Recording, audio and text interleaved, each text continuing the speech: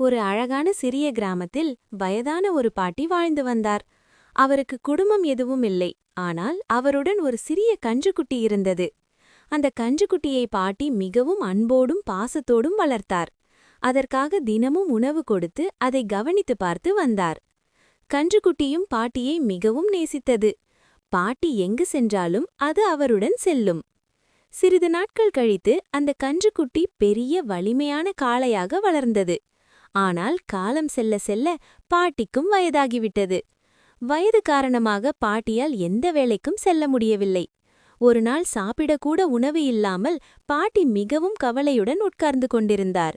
அதை பார்த்த காளைக்கு மிகவும் வருத்தமாக இருந்தது. அப்போது அந்த காளை மனதில் நினைத்தது, பாட்டி என்னை சிறுவயதிலிருந்து அன்பாக வளர்த்தார்கள். இப்போது அவர்கள் கஷ்டப்படும்போது நான் உதவாமல் இருக்க முடியாது. அதனால் அந்த காளை பாட்டிக்கு உதவ முடிவு செய்தது.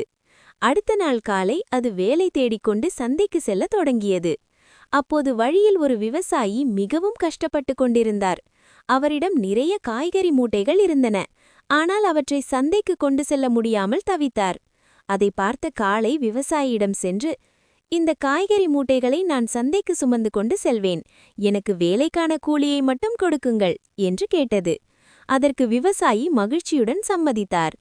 பிறகு அந்த காளை எல்லா காய்கறி மூட்டைகளையும் தன் முதுகில் சுமந்து சந்தைக்கு கொண்டு சென்றது. விவசாயி மிகவும் மகிழ்ச்சியடைந்தார். அதற்காக அவர் அந்த காளைக்கு ஒரு பை நிறைய தங்க நாணயங்களை பரிசாக கொடுத்தார். காளை அந்த தங்க நாணயங்களை எடுத்துக்கொண்டு மகிழ்ச்சியுடன் பாட்டியின் வீட்டிற்கு திரும்பி வந்தது. பாட்டி அந்த தங்க நாணயங்களை பார்த்து ஆச்சரியப்பட்டார். இவை உனக்கு எப்படி கிடைத்தது என்று கேட்டார். அப்போது காளை நடந்த அனைத்தையும் பாட்டியிடம் கூறியது. அதை கேட்ட பாட்டிக்கு மிகவும் மகிழ்ச்சி. அப்போது காளை பாட்டியிடம் சொன்னது, நீங்கள் என்னை சிறுவயதிலிருந்து அன்பாக கவனித்தீர்கள். இப்போது உங்களுக்கு கஷ்டம் வந்தால் நான் நிச்சயம் உதவுவேன். இனிமேல் நீங்கள் எந்த வேலைக்கும் செல்ல வேண்டாம். நான் வேலை செய்து உங்களுக்கு பணம் சம்பாதித்து தருகிறேன் என்று சொன்னது. அதைக் கேட்ட பாட்டி நெகிழ்ச்சியில் காளையை கட்டி அரவணைத்தார். நீதி: நன்றி செய்தவர்களை ஒருபோதும் மறக்கக்கூடாது.